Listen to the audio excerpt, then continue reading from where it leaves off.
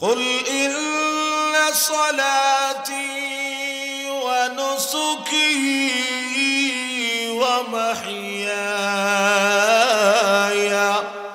ومماتي لله رب العالمين.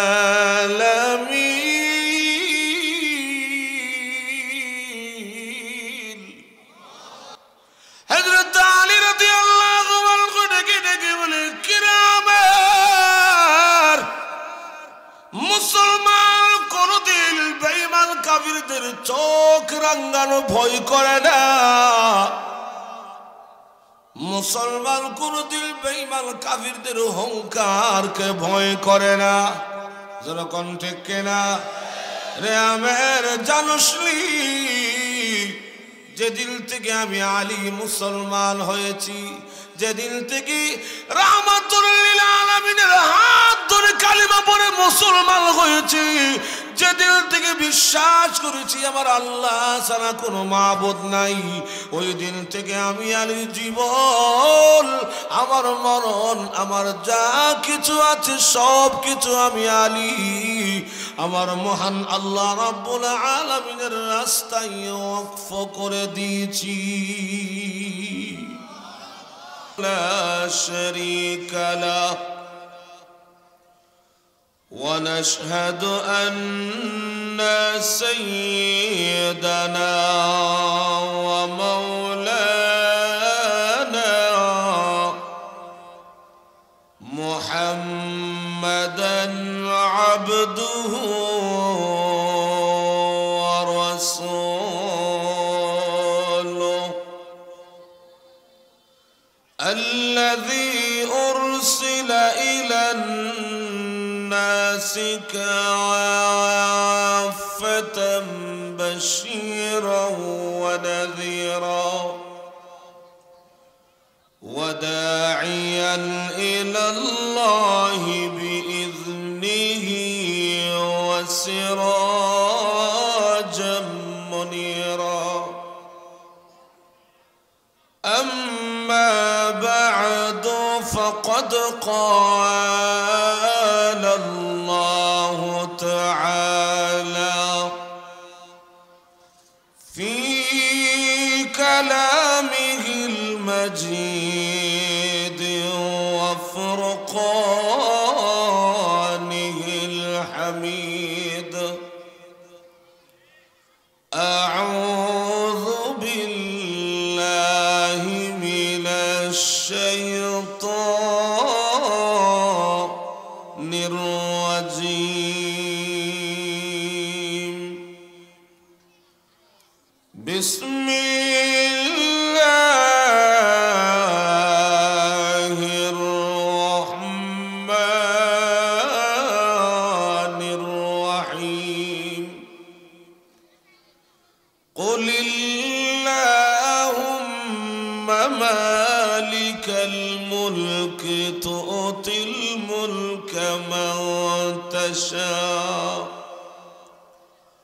وتنزع الملك ممن تشاء وتعز من تشاء وتذل من تشاء بيدك الخير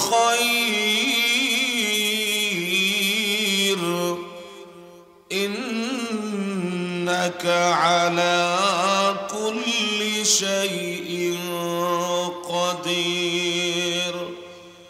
صدق الله العظيم.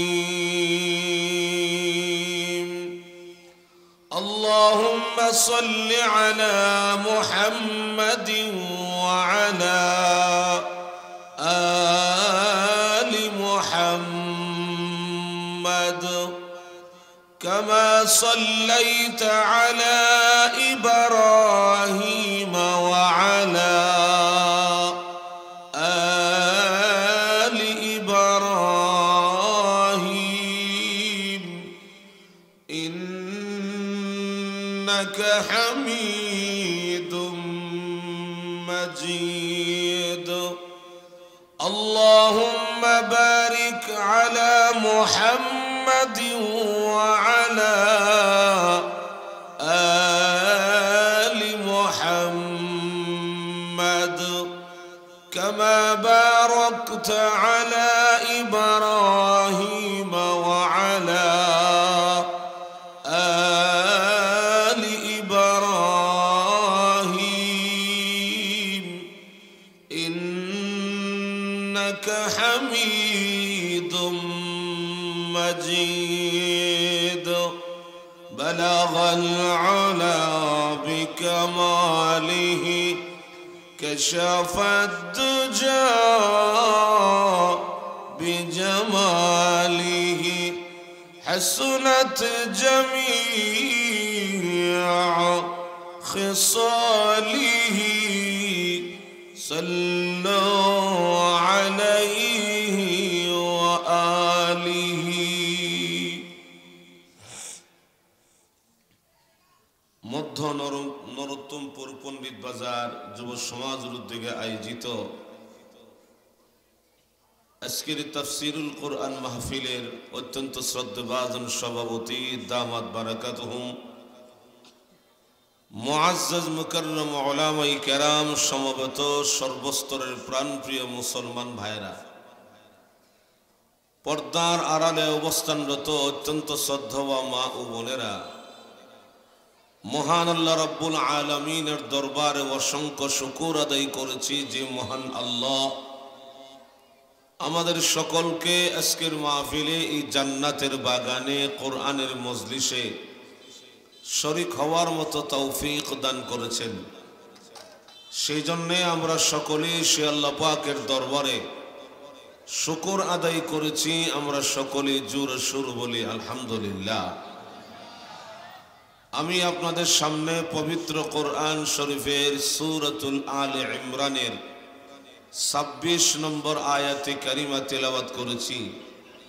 মহান আল্লাহ রাব্বুল আলামিন যদি আমাকে তৌফিক দান করেন আপনাদের সামনে তেলাওয়াতকৃত আয়াতে কারিমাকে লক্ষ্য করে অত্যন্ত সংক্ষিপ্তভাবে কিছু কথা আপনাদের সামনে বলার চেষ্টা করব। ওমা তৌফিক ইল্লা বিল্লাহ।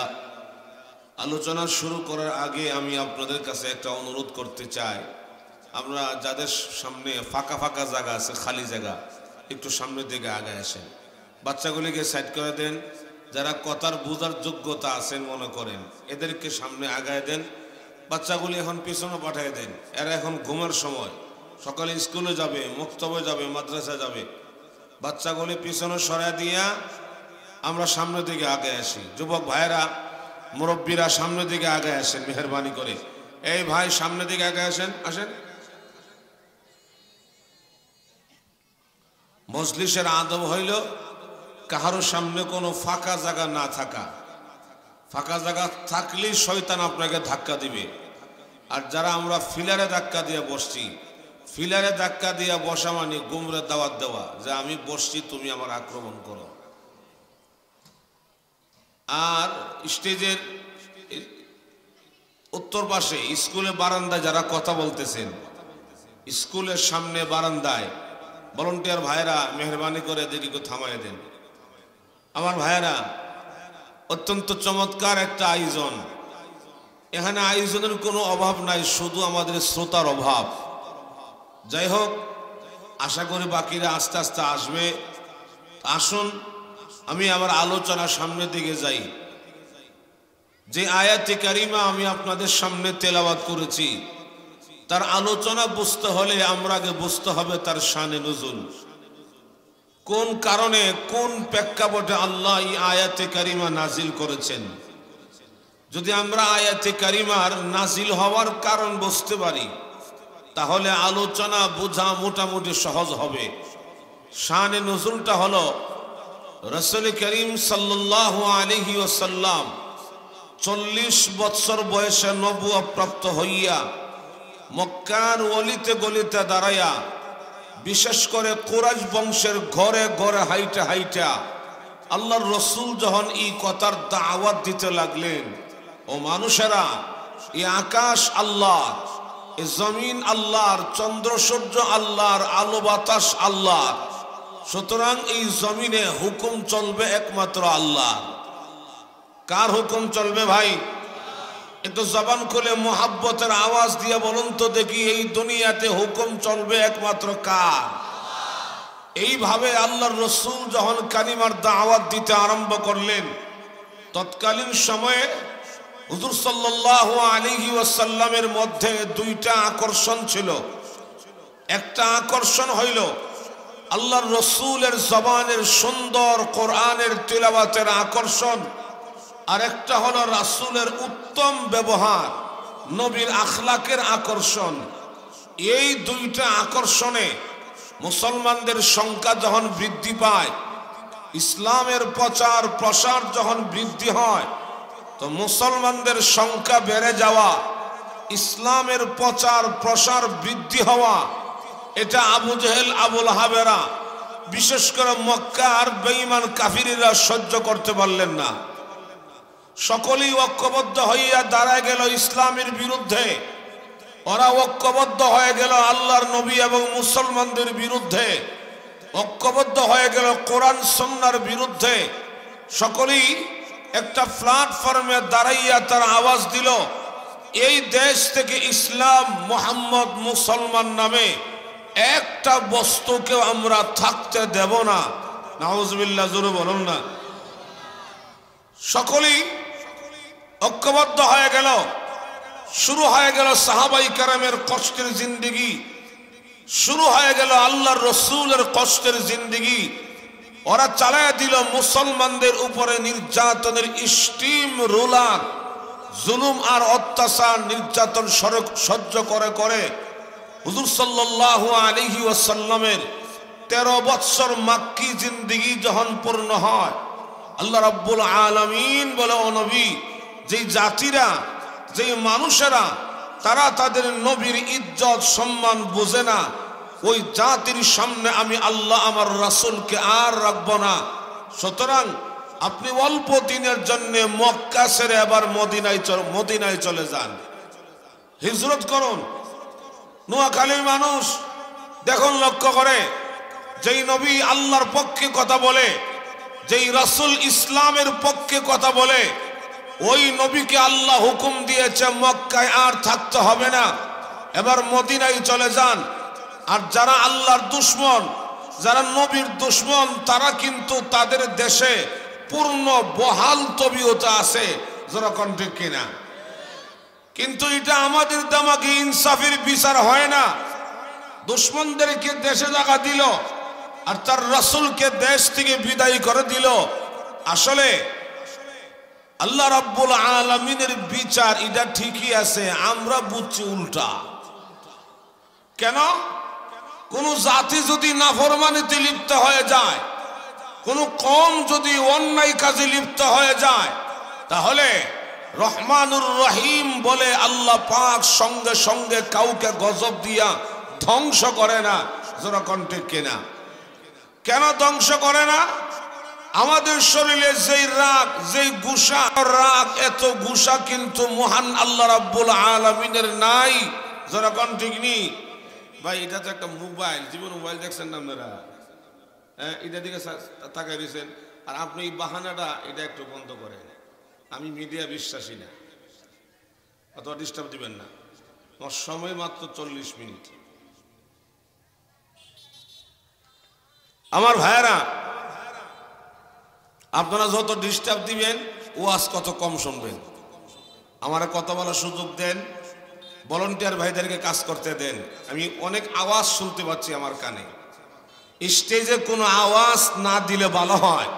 এই যে ডাইনে মানুষের আওয়াজ, বামে মানুষের আওয়াজ, এটা হয় না ভাই। এটা কোরআন হাদিসের মজলিসের আদব না। এত সুন্দর করে একটা আয়োজন করেছেন, এখন যদি আপনাদের এই অশৃঙ্খলতার কারণে নষ্ট হয়ে যায়, এটা হয় না। এখন আসুন আমি আমার মূল আলোচনা যাই। বলতেছিলাম, কোন কওম যদি নাফরমানিতে লিপ্ত হয়ে যায়, তাহলে রহমানুর রহিম বলে আল্লাহ পাক সঙ্গে সঙ্গে কাউকে গজব দিয়া ধ্বংস করে না। যেরকম ঠিক কিনা? কেন ধ্বংস করে না? আমাদের শরীরে যত রাগ, যত গুসা, এত গুসা কিন্তু আল্লাহ রাব্বুল আলামিনের নাই। কথা কয় না?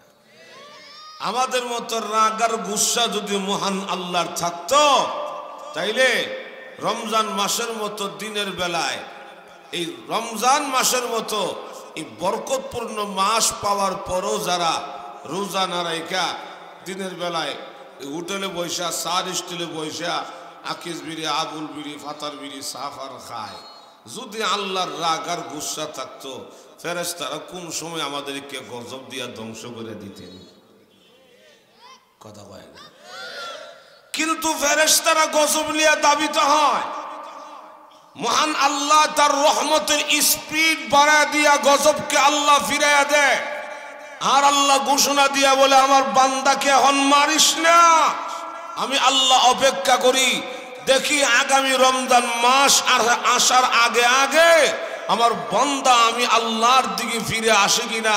যারা কণ্ঠে কেনা ঠিক তেমনি ভাবে আল্লাহ রাব্বুল আলামিন কই, নবী গো, আপনাকে কিছুদিনের জন্য মদিনা পাঠাইয়া মক্কার কাফিরদেরকে আমি আল্লাহ একটু সুযোগ দিলাম, একটু ঢিল দিলাম। যারা কণ্ঠে কিনা? কিন্তু ভাইয়ার আমার লক্ষ্য করে দেখুন, আল্লাহর নবী, বিশ্ব নবী রাহমাতুল লিল আলামিন গভীর রজনীতে হুজরা শরীফ থেকে বের হইয়া মদিনার দিকে যখন রওনা হয়ে যায়, মদিনার দিকে যাবার পথে আল্লাহর নবী খানায়ে কাবার সামনে গিয়া দাঁড়ায়া কাবা ঘরের দেওয়ালে জড়াইয়া বিশ্ব নবী তখন চোখের পানিগুলো ছেড়ে দিয়া কান্দে। ও মক্কার জমিন, আমি মুহাম্মদের মল চাই না তোমাকে ছেড়ে মদিনা চলে যাওয়ার জন্য, আল্লাহ হুকুম দিয়েছে সেই জন্য চলে যায়। কেন মল চাই না?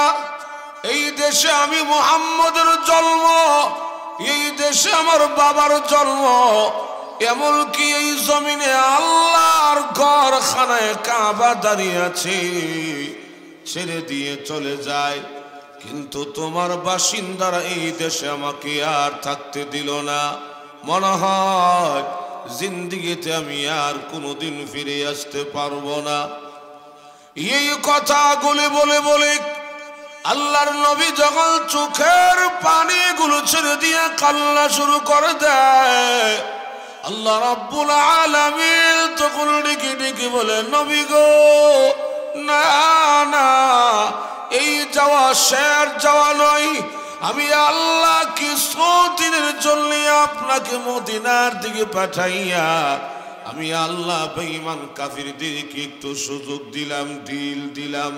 আমি মহান আল্লাহ আপনি বিশ্ব নবীর সাথে ওয়াদা দিয়েছি, অল্প দিনের ভিতরে এই মক্কা বিজয় করাইয়া ইসলামকে প্রতিষ্ঠিত করে আমার নবীর গলায় বিজয়ী মালা পরাইয়া আমি মহান আল্লাহ আমার নবীরে আবার মক্কায় ফিরাইয়া আনব।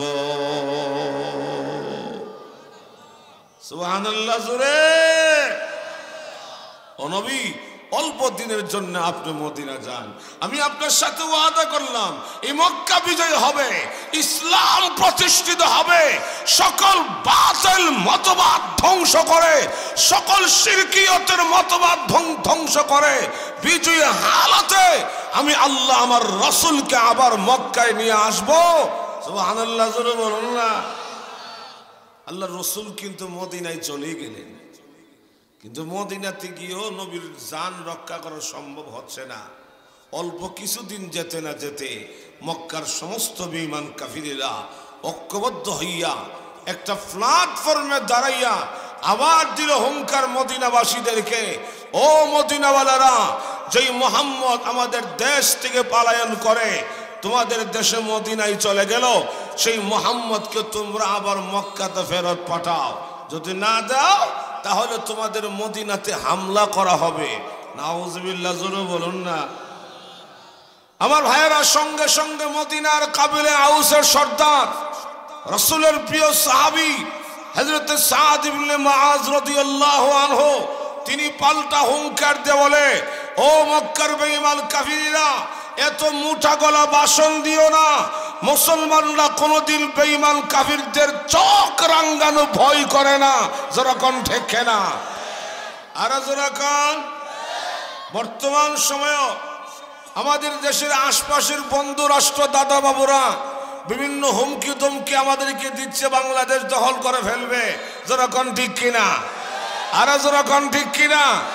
বড়রা আইসা বিভিন্ন তামাশা করতেছে, আমরা বলবো অসুবিধা নাই, দাদাদেরকে বাংলাদেশে ঢুকতে দেন, বাংলাদেশে ঢুকতে দেন, দিয়া নেট বন্ধ করো, নেট এরপরে বর্ডার বন্ধ করো, দেখবা বাঙালি কারে কয়। আমার ভাইরা, রাজার বাড়ি হাতি বলবো, রাজার বাড়ি হাতি সারাদিন কাজ করিয়া ওই বাড়ির গেটে শুয়ে দিছে, খুব ক্লান্ত। তো শিয়াল মামু রাস্তা দিয়া যায় আর এত বড় একটা খাবার, এটা তো খাইয়া শেষ করতে পারতাম না, এত বড় একটা খাবার। সাইড পেটে ঘুরে তো এটা যেতা না, মরা গিয়া হাতিরে গিয়া খামসা দেয়, মাঝে মাঝে কামড়ও দেয়। হাতি মনে মনে কয় সারাদিন কষ্ট করে আইছি, হাত পায়ে খুব ব্যথা, হ্যাঁ একটু চাপ দিতেছে, মজুই লাগতেছে। হাতি যখন কিছু জবাব দেয় না, শিয়াল মনে করছে এটা মরা, কোনটা খাবো, এত বড় জানোয়ারটা তো 6 মাসও খাইও শেষ করতে পারবো না, আগে কলিজাটা খাইলাই। কলিজা তো অনেক ভিতরে ঢুকবো কিভাবে। এখন হাতি পিছন দিক দিয়ে গিয়ে দেখে, হাতি মুখ দিয়ে খা, পিছন দিক দিয়ে কলা গাছ ছাড়ে, কলা গাছ সামনে দিয়া খায়, পিছন দিক দিয়া সারে। এক বালাকটা রাস্তা পেয়েছে, এটা দিয়া ঢুকিয়া ভিতরে কলিজাটা খাই নেব। এখন যখন ঢুকতে চাইছে, হাতি কয়ে তখন কামড় দিছ, কিছু কইছি না, খামসা দিছস কিছু কই না, তুই আমার ভিতরে ঢুকতে চাস। যেই মাত্র কল্লারা ঢুকাইছে, যেই মাত্র কল্লারা ঢুকাইলো, হাতি শুধু আস্তে করে সুইচ গেটটা একটু বন্ধ করছে। আপনারা সজাগ আছেন তো? এখন শিয়াল মামা না সামনে যাইতারে না পিছনে যাইতারে, এখন পারছে মহা বিপদ। যারা কোন ঠিক কিনা। আমরা বলবো দাদা বাবুরা আসো, অসুবিধা নাই, আমরা তোমাদের সাথে খেলতে চাই। 1450 বছর ইতিহাসে মুসলমানদের সাথে খেললা কেউ টিকতে পারে নাই। যারা কোন ঠিক খেটে কিনা। আমার ভাইয়েরা, এবার দেখুন লক্ষ্য করে হযরত সাদ ইবনে মুআজ রাদিয়াল্লাহু আনহু ডাক দিয়া কয়, মুসলমানরা বেঈমান কাফিরদের হুঙ্কারকে ভয় করে না। তিনি বলে, আমরা মদিনাওয়ালারা, আমরা মদিনাবাসীরা জেনে শুনে রসুলকে মদিনায় জায়গা দিয়েছি। তোমরা যে আমাদের কি করবা এটা বুঝছই, নবীরে মদিনায় আশ্রয় দিয়েছি। সুতরাং আল্লাহর রসুল যদি নিজের ইচ্ছাতে মদিনা থেকে মক্কায় না যায়, আর কোনোদিন রসুলকে মক্কায় ফেরত দেওয়া হবে না। তোমরা পারলে জোর করে নিও। মক্কার বেঈমান কাফিররা ঠিক আছে, পারলে হামলা সামাল দিও। যদি মুহাম্মদকে ফেরত না পাঠাও, তাহলে পারলে তোমরা আমাদের হামলা সামাল দাও। অস্ত্র সাজে সজ্জিত হইয়া সমস্ত শক্তি প্রয়োগ করে। এদের মধ্যে কিছু আছে পেশাদার লাঠিয়াল, পেশাদার। দেখবেন আমাদের এলাকায় যখন বাংলাদেশে বিভিন্ন গ্রামে যখন ঝগড়া লাগে গ্রামে গ্রামে, তখন আমরা অন্য গ্রাম থেকে কিছু লাঠিয়াল ভাড়া করে আনি কি আনি না, যে আমাদের পক্ষে মার করো, তোমাদেরকে টাকা দেওয়া হবে। মক্কার বেঈমান কাফিররা বিভিন্ন দেশ থেকে লাঠিয়াল ভাড়া করছে, আমাদের পক্ষে মার করবা, মদিনা গিয়া মুহাম্মদকে শেষ করে হলাইতাম। অস্ত্র সাহায্যে সজ্জিত হইয়া রওনা করছে মদিনার দিকে। এখন কাবাগরের সামনে গিয়া দাঁড়াইয়া কাবাগরের দেওয়ালের সাথে এদের ফেট আর ফিট মরাইয়া গসায়া গসায়া ও আদা করে যে মদিনা গিয়া মুহাম্মদকে দুনিয়া থেকে বিদায় করে দিব, ইসলামকে নিষ্পেষিত করে দিব, মুসলমানদেরকে নিশ্চিহ্ন করে দিব। আচ্ছা নোয়াখালী ভাইয়েরা, আপনারা বলুন তো দেখি, কাবাগরের দেওয়ালের সাথে ফিট মরা এরা কারে মারতে ওয়াদা করে? হ্যাঁ, আল্লাহ তো ইচ্ছা করলে ওই সময় তাদেরকে গজব দিয়া ধ্বংস করতে পারতেন। যেরকম ঠিক কিনা। কিন্তু ওই সময় গজব দিয়া মেরে ফেললে আশপাশের দেশের মানুষেরা কইতো এরা মনে স্ট্রোক করে মরে গেছে। আল্লাহর গজব মরছে এটা বিশ্বাস করতো না, যখন ঠিক না। এই জন্য আল্লাহ জবাবটা দিলেন মুসলমানদের মাধ্যমে। মক্কা থেকে মদিনার দূরত্ব 250 কিলোমিটার, প্রায় 250 মাইল রাস্তা, 450 কিলোমিটার মক্কা থেকে মদিনার দূরত্ব। এরা ভাইয়া হাইটা রওনা করছে। যেতে যেতে যেতে যেতে আর মাত্র 80 মাইল জায়গা বাকি। কত মাইল জায়গা বাকি আছে? তাহলে কম গেল না বেশি গেল? কম গেল না বেশি গেল? ঠিক সেই সময় আল্লাহ কইন, জিবরাইল রে, মক্কার কাফিরদেরকে আর সুযোগ দেওয়া যায় না, আর সুযোগ দেওয়া যায় না। আমার নবীর কাছে জিহাদের আয়াতটা লইয়া যাও। ইয়া আইয়ুহান নাবিয়্যু হাররিদিল মুমিনিন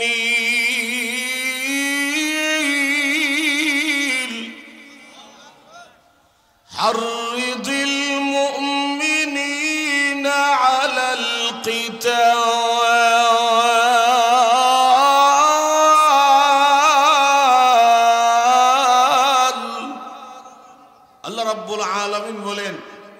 নবী, মুসলমানদেরকে উৎসাহিত করুন, মুসলমানদেরকে সাহস দিন বেঈমান কাফিরদের বিরুদ্ধে জিহাদ করার জন্য।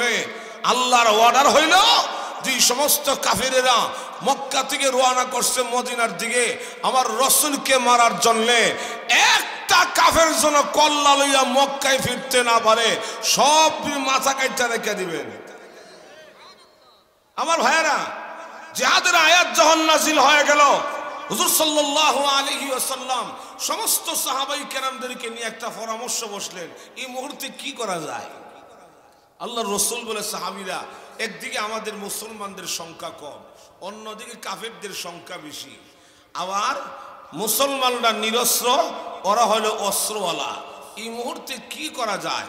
যখন নবীজি সাহাবীদের সামনে চাইলেন পরামর্শ, আপনারা কি বলেন?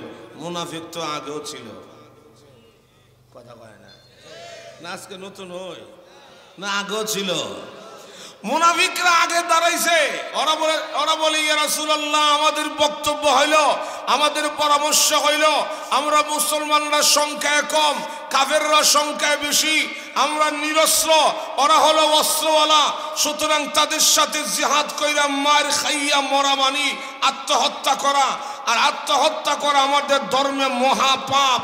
হুজুর চলুন, জিহাদের দরকার নাই, আমরা সবাই যার যার ঘরে বৈশা করে দরজা লাগাইয়া লা ইলাহা ইল্লা আনতা সুবহানাকা ইন্নী কুনতু মিনাজ জালিমিন, এই মৌসুমে তো দোয়া পড়া শুরু করে দেই, আর জিহাদের দরকার নাই। আল্লাহর রাসূল সাল্লাল্লাহু আলাইহি ওয়াসাল্লাম মুস্কি মুস্কি হাসি আর মনে মনে কয়, হেরা তো ভালো মানুষ মনে করতাম, হে যে মুনাফিক আমি আগে জানতাম না, হে যে মুনাফিক এটা আমার আগে জানা ছিল না।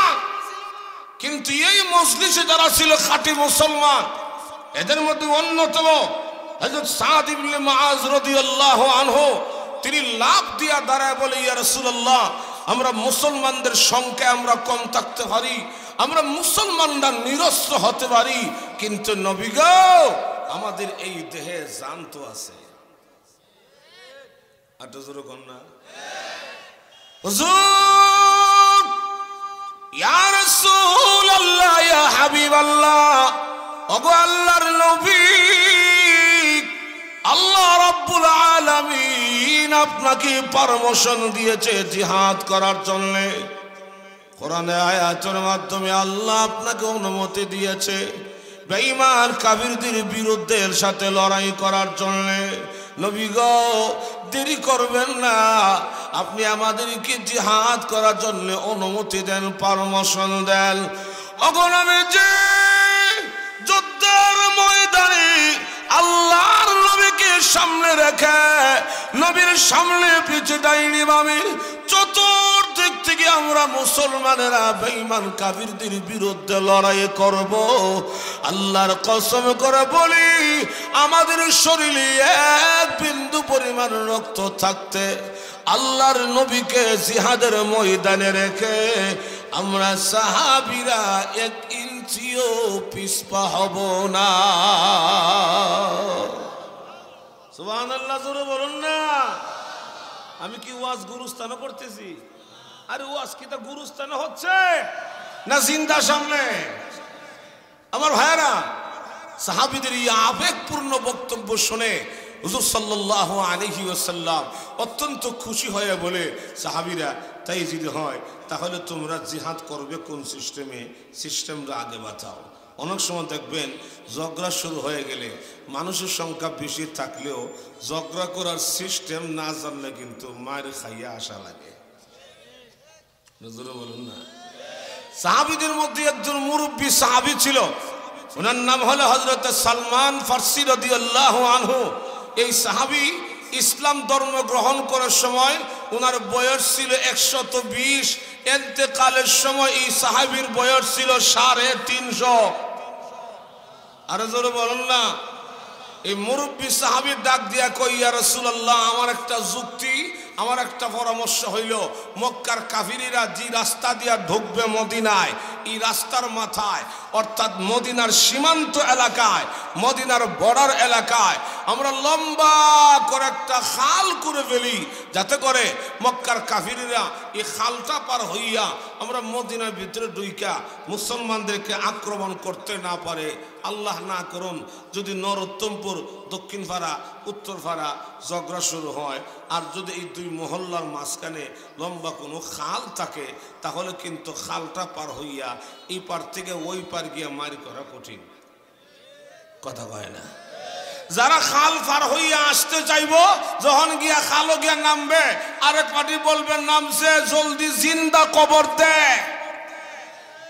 সাহাবী কয়, হুজুর আমরা একটা খাল করতে পারি। হুজুর সাল্লাল্লাহু আলাইহি ওয়াসাল্লাম এই সাহাবীর পরামর্শে নবী সিদ্ধান্ত রায় দিয়া দিল, ঠিক আছে খাল খনন করো, কিন্তু খালটা কতটুকু লম্বা? 4 মাইল লম্বা, 10 হাত গভীর, 15 হাত প্রশস্ত। 10 জন করে সাহাবী গ্রুপ বানায় দিল। এমন কি এক গ্রুপে আল্লাহর নবীর নামও লেখা হয়ে গেল। আল্লাহর রাসূল বলে, আমার নামটাও লেখো, আমি নবীও খাল করার কাজে, মাটি কাটার কাজে অংশগ্রহণ করব। নবী বলে, আমার নামটা লেখো। 10 জন করে সাহাবী গ্রুপ বানায় দিল। দেখুন সাহাবাই কেরাম কেমন একটা বিপদের সম্মুখীন। ওইদিকে সাহাবীদের বাড়িতে বউ বাচ্চার ইজ্জতের গ্যারান্টি নাই, বাড়ি ঘর ধন সম্পদের নিরাপত্তার গ্যারান্টি নাই। কারণ গাছের মধ্যে, বাগানে মৌসুমি ফল, খেজুর পাকা, পুরা সিজন খেজুর পাড়ার, পুরা সিজন খেজুর গাছের মধ্যে, বাগানে খেজুর পাকা। এখন এই অবস্থায় সব রাইখা গেল সীমান্তে মাটি কাটার জন্যে। আর ওই দেশের মাটি তো নোয়াখালীর মতো এত নরম মাটি নয়। যারা হজের সফরে গেছে জিজ্ঞাসা করে দেখেন, মাটির নিচে শুধু পাথর আর পাথর। যারা কন্ট্রিক কিনা? সাহাবাই কেরাম খাল খনন করতেছে। এমনকি আল্লাহর রসুল যখন মাটি কাটার জন্য গর্তের ভিতরে নামতেন, ধুলাবালুর কারণে রসুলকে পর্যন্ত চিনা সম্ভব ছিল না। কিন্তু আসল গণনা হইল যে সাহাবী পরামর্শ দিয়েছিলেন সালমান ফারসি রাদিয়াল্লাহু আনহু খাল খনন করার জন্যে, এই সাহাবীর 10 হাত বন্ধকের ভিতরে, রসুলের দাগের ভিতরে, মাটির নিচে এত বিশাল এক পাথর পড়ে গেল যে পাথরটা ভাঙ্গা সম্ভব না, এখান থেকে তুইলা দূরে নিয়ে সরানিও সম্ভব না। আবার রসুল যে বলছে আমার দাগের ভিতরে মাটি কাটবা, আমার দাগের বাহিরে যাওয়া যাবে না, নবীর দেওয়া দাগ রেখা এটাও পরিবর্তন করা যাবে না। এখন কি করব? গেল সংবাদ আল্লাহর নবীর কাছে, ইয়া রাসূলুল্লাহ এখন পাথরটা কি করব? আল্লাহর রসুল তখন নিজে গর্তের ভিতরে নাইমা কুদালটা হাতে লইয়া, কুদালে উল্টা পিঠ দিয়া নারে তাকবীর আল্লাহু আকবার স্লোগান দিয়া এমন জোরে একটা আঘাত করলো পাথরটার গায়ে, সঙ্গে সঙ্গে পাথরটা 2টা টুকরা হয়ে গেল। আল্লাহু আকবার। এবং তার মধ্যে আগুন জ্বলে উঠল। হুজুর সাল্লাল্লাহু আলাইহি ওয়াসাল্লাম মুস্কি হাসি দিয়ে বললেন আলহামদুলিল্লাহ। সাহাবীরা বলে, ইয়া রাসূলুল্লাহ, ওগো আল্লাহর নবী আলহামদুলিল্লাহ কেন বললেন তা তো বুঝলাম, কিন্তু আপনি মুস্কি হাসি দিলেন কেন? ইয়া রাসূলুল্লাহ আপনি মুস্কি হাসি দেওয়ার কারণটা কি? আল্লাহর রাসূল বলে, শোনো, আমি এই জন্য মুস্কি হাসি দিয়েছি, যখন পাথরে আঘাত করলাম টুকরা হয়েছে ঠিক, তার মধ্যে আগুন জ্বলে উঠছে। এই আগুনের ফোকাসের মধ্যে, আগুনের পাওয়ারের মধ্যে মহান আল্লাহ তার কুদ্দুতি সিস্টেমে আমার চোখের সামনে ওই যে রোম এবং পারস্য এই দুইটা রাষ্ট্রের সকল রাজপ্রাসাদ, তাদের রাজধানী সহ গোটা রাজপ্রাসাদ সহ সবগুলি মহান আল্লাহ আমার চোখের সামনে তুলে ধরলেন।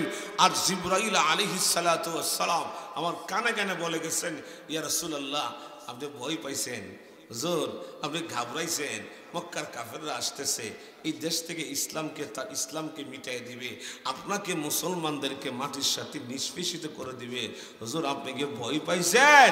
ইয়া রাসূলুল্লাহ ঘাবড়ায়েন না, ভয় পাবেন না, ওরা আপনাদেরকে এই দেশ থেকে বিতাড়িত করবে দূরের কথা, ওই যে রোম আর পারস্য দেখা যায় এই দুইটা রাষ্ট্র অল্প দিনের ভিতরে আপনার উম্মতের দখলে চলে আসবে। আরে জোরে বলুন না সুবহানাল্লাহ। এখন যেমন বর্তমানে ভারত, আমেরিকা, চীন, জাপান এগুলি বড় শক্তিশালী দেশ, তৎকালীন সময়ে রোম আর পারস্য তেমন শক্তিশালী ছিল আমার ভাইয়েরা।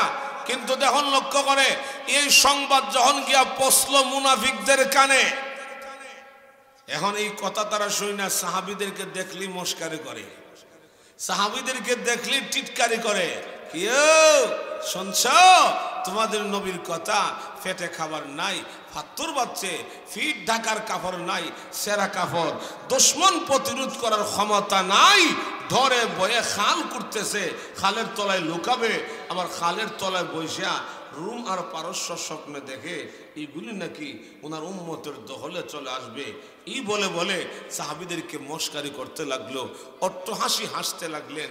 নোয়াখালী ভাইয়েরা, এখন যদি আমি আপনার এই মাহফিলে বসা একটা বাস্তব কথা বলে যাই, বাস্তব ওয়াজ হইল যে আমার ভাইয়েরা আজকে সারা পৃথিবীতে মুসলমানরা নির্যাতিত, সারা দুনিয়াতে মুসলমানরা লাঞ্ছিত, সারা দুনিয়াতে ইসলাম নির্যাতিত, কিন্তু সেই দিন বেশি দূর নয় এই বাংলাদেশ সহ এই ভারত, আমেরিকা, চীন, জাপান সহ সারা দুনিয়াতে ইসলাম প্রতিষ্ঠিত হবে, সারা পৃথিবীতে কালিমার পতাকা উঠবে, মুসলমানরা রাজ কায়েম করবে ইনশাআল্লাহ। জোরে কোন ঠিক খেটে কিনা?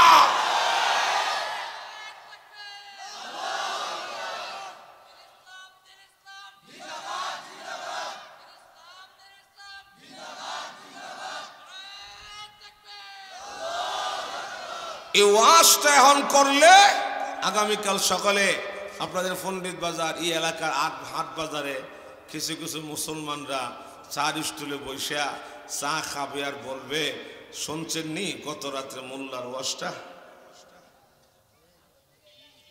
কথা কয় না, আর জোরে বলুন না, শুনছেন নি গত রাত্রে হুজুরের ওয়াজটা? যার কাছে বলবে উনি বলবে কি বলছে, আমি তো বাসায় শুয়ে আছিলাম শুনছি না। তখন বলবে আমাদের দেশে হুজুর আর ফায়ের নিচে মানি নাই, আবার ওয়াজও বসে বসে ভারত আমেরিকা স্বপ্নে দেখে। কথা কই না রে না, আজকে ওয়াজ করতে পারতাম না তো, আপনারা কথা কন না, আপনারা কথা কন না, ওয়াজ তো হইতো না আজকে দেখা যায়। ওয়াজ আমি একা করলে হবে না, ওয়াজ আপনাদের অর্ধেক আমার অর্ধেক, আমার এক কামনা লাগাই দিয়ে আপনি চুপ করে থাকবেন তা হবে না, ঠিক আছে তো ইনশাআল্লাহ? আমার ভাইয়েরা, এমনি ভাবে মদিনার মুনাফিকেরা যখন সাহাবীদেরকে মস্কারি করতে লাগলেন, ঠাট্টা বিদ্রুপ করতে লাগলেন, ঠিক সেই সময় মহান আল্লাহ তার রসুলকে সান্ত্বনা দেওয়ার জন্যে, সাহাবীদেরকে সান্ত্বনা দেওয়ার জন্যে, মুনাফিকদের অট্টহাসির দাঁত ভাঙ্গা জবাব দেওয়ার জন্যে আল্লাহ রাব্বুল আলামিন সূরাতুল আলে ইমরানের 26 নম্বর আয়াত আল্লাহ নাজিল করে। আল্লাহ নবীকে সান্ত্বনা দিয়েছেন, সাহাবীদেরকে আল্লাহ পাক সান্ত্বনা প্রদান করেছেন। সুবহানাল্লাহ, জোরে বলুন। এই হলো এই আয়াতে কারিমা নাজিল হওয়ার কারণ। আল্লাহ আয়াত নাজিল করে বলেন, কুলিল্লাহুম্মা মালিকাল মুলকি তুতিল মুলকা মান তাশা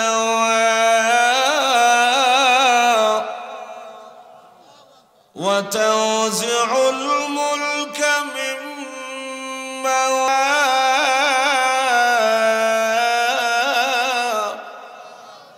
আল্লাহ রাব্বুল আলামিন বলেন কুল, ওগো নবীজি আপনি মুনাফিকদেরকে জানাইয়া দিন, আল্লাহুম্মা মালিকাল মুলক, আয় আল্লাহ তুমি আল্লাহ হলে সর্বভৌমত্বের মালিক।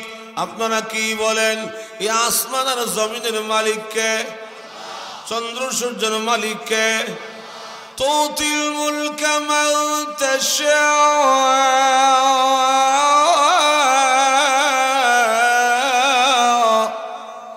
তোমার যাকে ইচ্ছা হয় তাকে তুমি আল্লাহ রাষ্ট্রীয় ক্ষমতা দান করো। ওয়া তানজিউল মুলকা মিম্মান তাশা, তোমার যাকে ইচ্ছা না হয় তার কাছ থেকে তুমি আল্লাহ রাষ্ট্রীয় ক্ষমতা ছিনাইয়া আনো। ক্ষমতা দেওয়া এবং নেওয়া এই পাওয়ার এই শক্তি একমাত্র কার হাতে? আর জোরে বলুন না কার হাতে? কিন্তু আল্লাহ এমন একজন কারিগর যাকে আল্লাহ ক্ষমতা দেয়, যাকে আল্লাহ রাষ্ট্রীয় ক্ষমতা দান করে, দেশের জনগণের মাধ্যমে জনগণের দিলটা তার দিকে ঘুরাইয়া বেশি করে সিল মারাইয়া, সিল মারো ভাই সিল মারো, অমুক মার্কা সিল মারো, যেরকম ঠিক কিনা? আরো জোরে বলুন না ঠিক নি? বেশি করে সিল মারাইয়া ফুলের মালা পরাইয়া আল্লাহ মানুষকে রাষ্ট্রীয় ক্ষমতা দান করে। কথা কয় না?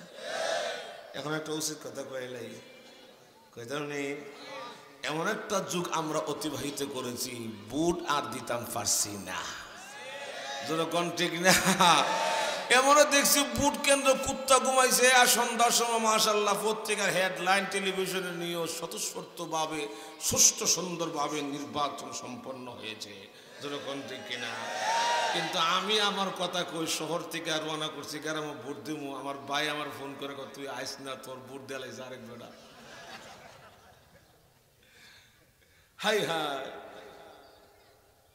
কিন্তু যাকে আল্লাহ ক্ষমতা দেয়, যাকে আল্লাহ রাষ্ট্রীয় ক্ষমতা দান করে, দেশের জনগণের মাধ্যমে জনগণের দিলটা তার দিকে ঘুরাইয়া বেশি করে সিল মারাইয়া ফুলের মালা পরাইয়া আল্লাহ মানুষকে রাষ্ট্রীয় ক্ষমতা দান করে। কিন্তু ক্ষমতা পাইয়া জুলুম যদি কেউ করে, অপব্যবহার যদি কেউ করে, মানুষের অধিকার যদি কেউ নষ্ট করে ফেলে, আল্লাহ তখন তাকে নামাইয়া আনে। কিন্তু এমনে না, ওই জনগণের মাধ্যমে জুতা দিয়া বাইরাইয়া। আর যখন জুলুম আর অত্যাচার নির্যাতন আল্লাহ সহ্য করে না, যখন ঠিক কিনা?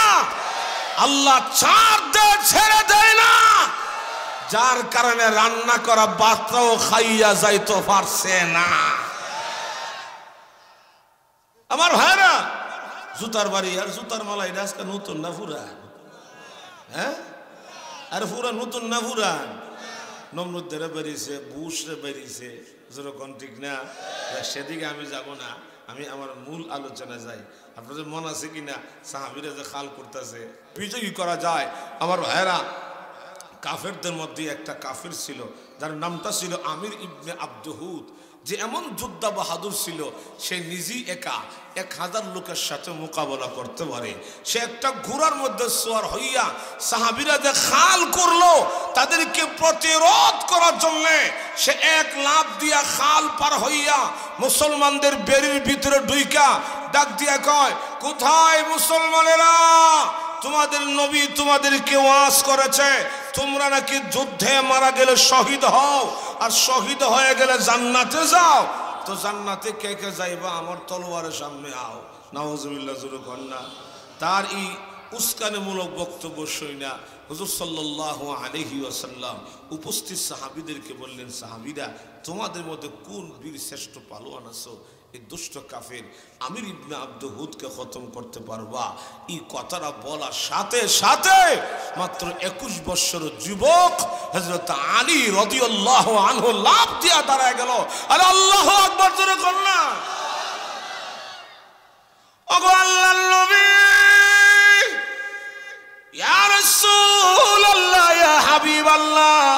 নবী গো আমাকে অনুমতি দেন আমি আলী তার মোকাবেলা করব। আল্লাহর নবী বলে আলী রে পারবা না, ছোট মানুষ, ধমক দিয়া বসায় দিলেন। নবীজি আবার বললেন সাহাবীরা কে আছো? এ দুষ্ট কাফের আমির ইবনে আবদুহুদের মোকাবেলা করবে। আবার আলী রাদিয়াল্লাহু আনহু লাফ দিয়া দাঁড়ায় গেল। ওগো আল্লাহর নবী আমাকে অনুমতি দেন আমি আলী তার মোকাবেলা করব। আল্লাহর নবী বলে আলী রে তুমি ছোট মানুষ, পারবে না, ধমক দিয়া বসায় দিলেন। নবীজি আবার বললেন সাহাবীরা কে আছো? এই দুষ্ট কাফের আমির ইবনে আবদুহুদের মোকাবেলা করবে। তখন আলী রাদিয়াল্লাহু আনহু লাফ দিয়া দাঁড়ায় গেলে। এমনি আল্লাহর হাবিব রাহমাতুল লিল আলামিন থেকে ডেকে বলে আলী বারবার যে লাফ দিয়া দাঁড়ায় যাও, চিনুনি জানুনি সে কোন বাহাদুর? আমির ইবনে আবদুহুদ তার নাম, যে নিজে একা 1000 লোকের সাথে মোকাবেলা করতে পারে। আলী রে তুমি আলী কি তার সাথে পারবা নাকি? তুমি আলী কি তার সাথে পারবা নাকি? হযরত আলী রাদিয়াল্লাহু আনহু ডেকে বলি ইয়া রাসূলুল্লাহ ইয়া হাবিবাল্লাহ, ওগো নবীজি আল্লাহ রাব্বুল আলামিনের রহমত যদি আমি আলীর উপর থাকে, আপনি নবী যদি আমার জন্য দোয়া করেন গো আমির ইবনে আবদুহুদকে ধ্বংস করার জন্য, আমির মোকাবেলা করার জন্য নবী গো 1000 সৈন্যের দরকার হবে না, আমিরকে ধ্বংস করার জন্য আমি আলী একাই যথেষ্ট হবে। আল্লাহর নবী বলে আলী যাও, অনুমতি দিয়েছি, তলোয়ার দিলাম, সঙ্গে করে লয়ে যাও।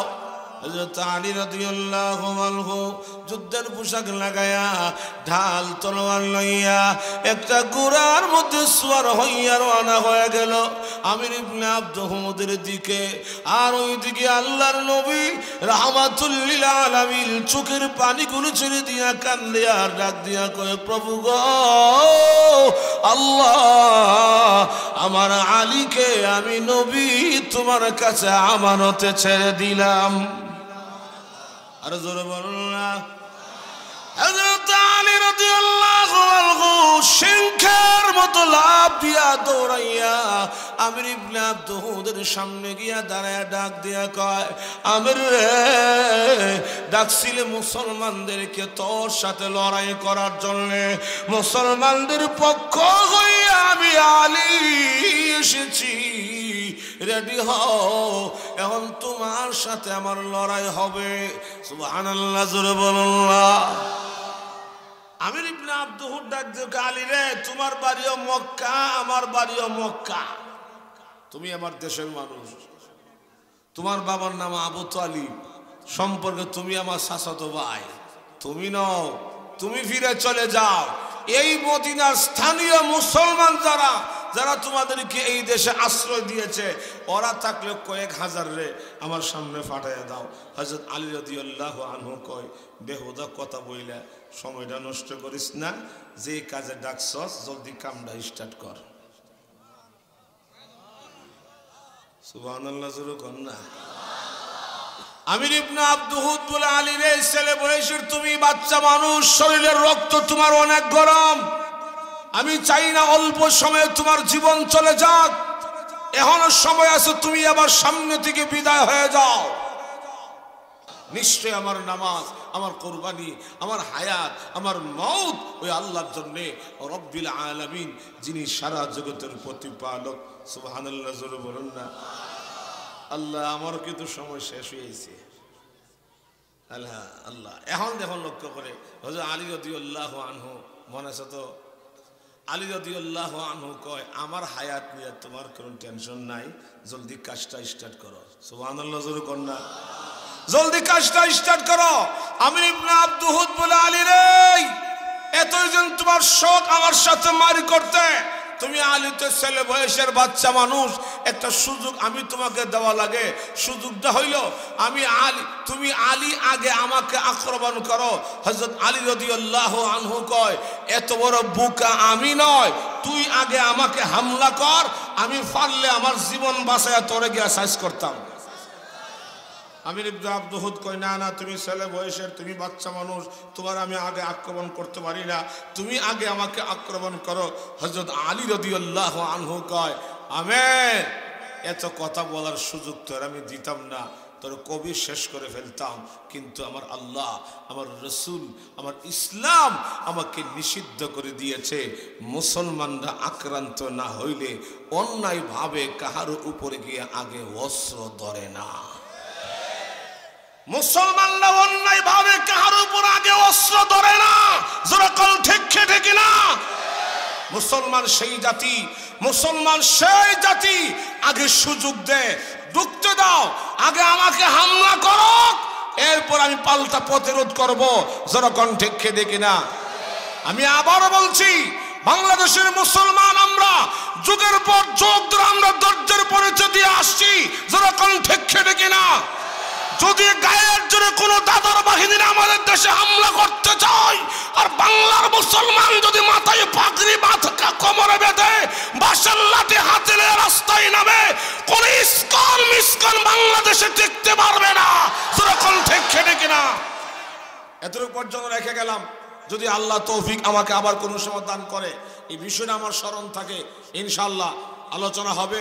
মেহমান চলে আসছেন, এটা আমার মেজাজের বাহিরে। মেহমান চলে আসলে বসায় রেখে বেড়াগিরি দেখানি, এটা মোটেও ঠিক নয়।